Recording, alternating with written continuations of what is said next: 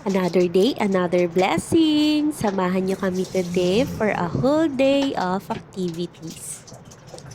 Day 2 na ng ating Misa de Gallo kaya mag-a-attend tayo. Maaga pa lang ay nagpre-prepare na ako at ang una ko talagang pinupuntahan ay ang kitchen kasi magpre-prepare din ako ng baon ni tatay at hot water para sa milk ni EJ for today.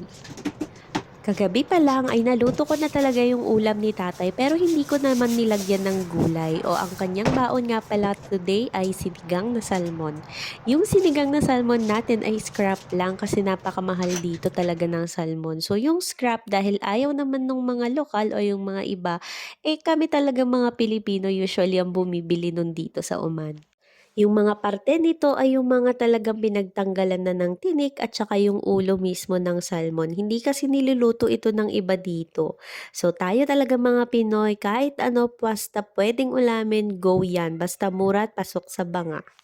Hinimay ko lang yung mga gulay at prepare ko na din hinugasan bago ko ilagay syempre sa ating ulam. Okra tsaka kangkong lang naman yung nabili ko kaya okay na to, at least may gulay yung aming sabaw.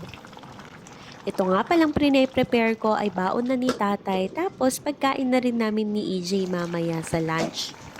Mabilisan na nga ang mga kilos namin dahil kailangan nga ay makaabot kami sa umpisa ng misa. Habang ako nagpre-prepare dito, si tatay ay naliligo na din naman. So, prepare ko na yung baon ni tatay after maluto ng mga gulay. Nilagyan ko na ng kanin at isang saging para naman complete meal siya today. Pang-lunch nga lang niya ito dahil ang breakfast namin ay doon na sa simbahan dahil may konting kapihan pagkatapos ng misa. Sunod naman ay ako na yung nag-ayos dahil aayusan ko pa si EJ. Tulog pa siya nung mga oras na yan. Binahayaan lang namin kasi pinaliguan naman na namin siya kagabi kaya magbibihis na lang talaga yung gagawin ko sa kanya. Diretso baba na din kami agad dahil nga meron na rin yung susundo sa amin. Madilim pa nga nung lumabas kami dito dahil syempre mga 4:30 pa lang ito ng umaga. Sa baba nga ay nag-aantay na din yung kasama naming makakasabay. Nakikisabay pa lang kasi kami ngayon dahil wala nga kaming sariling sasakyan dito sa Oman. Achieve nga at hindi naman kami na late sa aming misa. After nga niya, nakakita nga kami ng isang magandang lugar doon sa simbahan kung saan ang dami-daming bulaklak at nag enjoy si EJ. Kaya nag-take time kami para ma-appreciate niya yung mga flowers. Ang galing lang kasi ngayong nag-winter season ay ang gaganda talaga ng tubo ng mga bulaklak.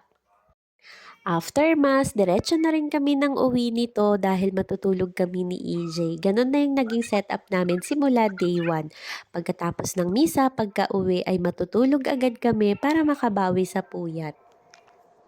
Si tatay naman pagkahatid sa amin ay pumapasok na din sa trabaho para hindi din siya malate. Etong day 2 nga namin napasobrang tulog namin ni EJ dahil hindi pala nag-alarm ang aking cellphone dahil hindi ko na-set sa araw na yan. Pagkagising ko nga nang i-check ko, naku sobrang late na pala, alas 11 na, magluluto pa ako ng pagkain namin ni EJ.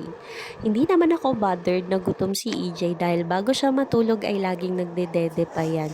So okay lang kahit lunch na kami kumain. Medyo gising na rin naman si EJ kaya ang una kong ginawa ay buksan na nga rin yung aming bintana para naman magkaroon ng circulation of air. Malamig na din kasi yung simoy ng hangin kaya okay lang na nagbubukas na ako ng bintana. Good morning. Morning. At sumito.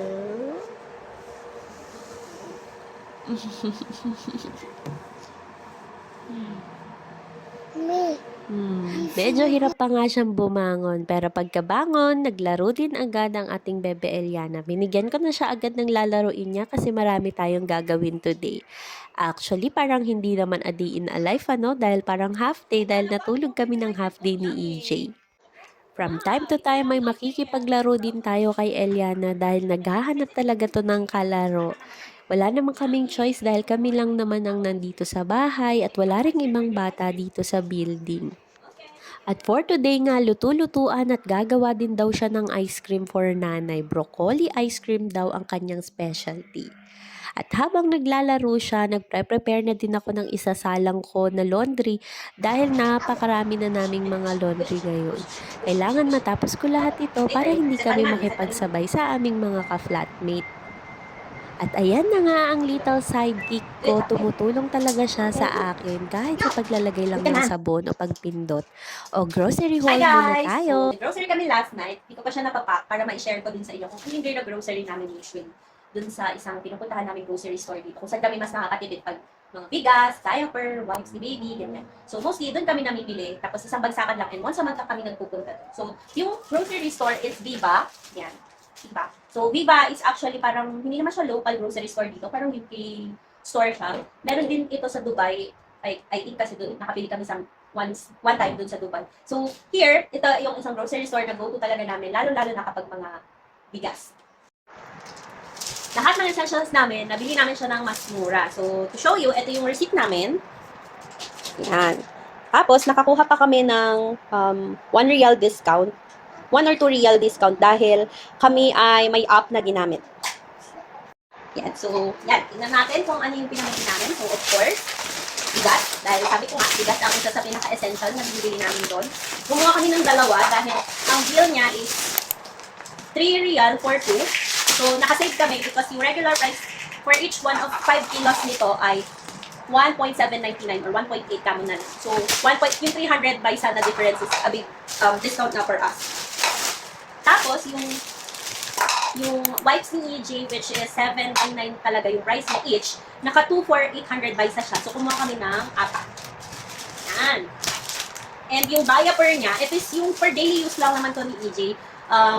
For playing, ganyan, for daytime, ganun. Ano lang siya, so not recommended for nighttime. Kaya for daytime lang talaga dahil hindi siya nakaka-absorb ng madaming baby for nighttime. So ito, kinukuha ka rin namin para lang may backup diaper din siya. Tapos ang price nito is 5 real for 2 pieces, which is 2.5 each if you compute. Ang dati niyang price is 2.799. So parang 300 by sa din ulit na discount for each, which is a big deal na for us. And nakakita din ako ng perfume. Yan. So dito kasi sa Oman, ang hilig ng mga tao ng perfume. So parang lahat ng grocery store may perfume talaga. Tapos nag-check lang ako ng scents and nagustuhan ko yung amoy nito. So sana magtagal yung scent niya. Pero so far I like the scent. Kaya kinuha namin. And then ang kaadikan ng asawa ko, ang candle. So doon lang naman namin sa altar nilalagay. Although not everyday kasi hindi din siya healthy if everyday talaga siya sinisindihan at nalalanghap. So isa lang yung kinuha namin. At dahil mahal ang buko juice dito, so bumili kami, naka 1.2 real for 2 siya. Ang regular price niya is 899. So super good deal to sa amin. So bumili ako kasi merong coconut dito, pero hindi gaya sa atin sa Pinas na sobrang mura or affordable kahit paano. Although alam ko medyo mahal na din sa Pinas yung fresh. Pero dito kasi sobrang mahal talaga, as in parang 150 to 200 per buko, tapos sobrang liit, so hindi mo din siya ma-enjoy. So at least meron nito, hindi naman daily, but at least meron lang kapag nag-crave ka ng coconut na lasa. At least we have. Eto, hindi siya sale, pero gagawa kasi ako ng tuna wrap, so kailangan ko siya, and nag-try lang ako para may options kami. Kaya kumuha kami nito. And then since magka-Christmas, syempre, meron tayong pasta. So yung pasta dito, grabe, sobrang affordable. 0.239 or siguro mga 250, 0.250 ba isa. Kung i-compute siya, nasa siguro parang wala, mga 50 or 60. Ilagay ko na lang yung price niya dito sa video. Pero super good deal talaga. Kahit araw-araw ka magpasta, it's okay. Tapos ang condensed milk, ang sugary products kasi dito sa Oman is tax ng mas mataas kasi dahil sa sugar tax. So expected na mahal yung mga ganito. So for condensed milk, since magpapasko nga, gagawa tayo ng salad or ano yung magawa natin dessert for Christmas, I got 2. Kasi 1.1 siya for 2. So, ewan ko kung good deal na, pero at least meron na kami. Tapos ito, 2 for 1.6. So, isa lang yun nasa akin kasi nag-share lang kami ng friend ng husband ko. So, isa sa amin, isa sa kanya. Kaya, ito, so, 800 pa isa. And then, we also got fresh orange, which is favorite ni EJ. Tapos yung mangga dito, malalaki siya, pero actually, ang lasa niya is parang Indian mango sa atin sa Pilipinas. Medyo pricey, kaya hindi na din masyado namin binibili ito. And gusto din ni EJ to, so masarap din naman kasi yung lasa niya. And yung, may isang chicken kaming binili, nasa freezer na because last night pa namin ito binili. Nasa 900 or 800 grams yung kinuha namin kasi meron pa kaming mga stock. So, all in all, for 19 real, convert ko na lang, ilagay ko sa screen. Tapos, ito yung napamili namin. So far, madami na yan for us and it's a good deal. Kasi kung regular namin siya mabibili, based dun sa receipt is naka-discount na kami ng $6, 6 real pa. So, sobrang big deal na yun. So, parang yun na lang din yung itinain namin sa Jollibee dahil nag-celebrate kami ng birthday ng fur baby namin na nasa Pilipinas. Yun lang guys! Ito na yung haul natin. Grocery haul dito sa Oman. O napakahaba na nga, napakadaldal pa ng nag-grocery haul. Sana nabigyan ko kayo ng kaunting overview kung magkano yung nagagastos namin every month dito sa Oman for our groceries. After nyan, syempre niligpit ko na rin at chinek na rin namin ni EJ yung laundry. Tapos nag-restock na din ako ng ating bigas dahil naubos na nga din.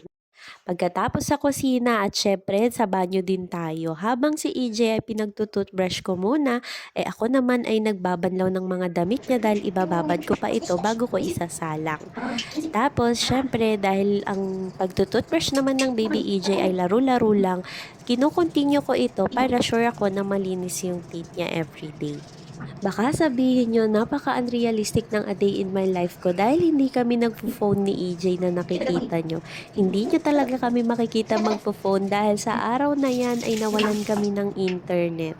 Pagkagising namin, walang internet dahil nasira daw ang internet ng buong building. Kaya yan, ang dami kong natapos. O diba, nakatulong pa talaga. Yung internet na yan talaga sinisi pa talaga. Pero aminin man natin sa hindi, talaga namang nakaka-consume ng oras yung pagbabrowse o pag-scroll lang talaga. Minsan wala kang matatapos dahil dyan. After maligo, inayusan ko lang din si Baby EJ at kung nakikita niyong may hawak siyang phone dyan, nagke-Candy Crush siya kasi wala siyang choice, wala kaming internet, hindi siya makakanood. At ito nga talaga ang katotohanan, naglalaba ka na pero meron ka pa talagang tupiin, o diba? Ito nga yung mga damit ni EJ kaya kailangan ko ng tupiin dahil may next batch na ako na isasampay ulit. Kaya mapapa-thank you na nga lang din talaga ako na nawalan kami ng internet. At least marami akong matatapos ngayong araw. At sana naman bukas ay meron na. Pero dahil nga kailangan ko na ng internet, nag-decide ako na lumabas para magpa-load muna. Kahit ayoko talagang lumalabas dahil ayoko nakikipag-usap sa mga ibang tao dito sa labas. Alang hirap-hirap nila minsan intindihin. Reality check, ganyan talaga pag nasa abroad. Ang hirap talaga makipag-communicate. Pero dahil kailangan natin, lalabas tayo para maghanap kung saan makakabili ng load.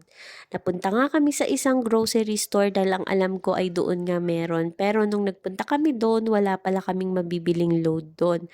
Naghanap kami ng pagkain ni EJ pero ayun nga ang nangyari, hindi kami bumili dahil naisip ko na pumunta kami sa mall para doon na lang ako magpa-load. So instead na bilhin yung pagkain, hindi ko na lang binili dahil baka lumamig lang at hindi na masarap later on. Pagkatapos ko magpa-load at itong si EJ gusto daw mag-ice cream kaya nagpunta kami ng IKEA para doon kami mag-ice cream. Masarap kasi yung soft ice cream nila doon, napaka-creamy kaya na-enjoy namin lagi ni EJ ang kumain doon.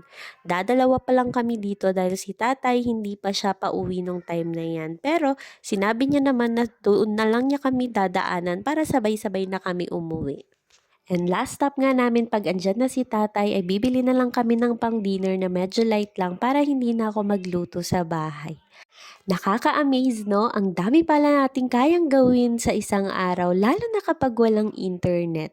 Imagine mo yon, halos half day nga lang yon pero ang dami ko talagang nagawa at naasikaso. O siya, hanggang sa muli. Shukran from Oman, Agyama! Shukran, Oman.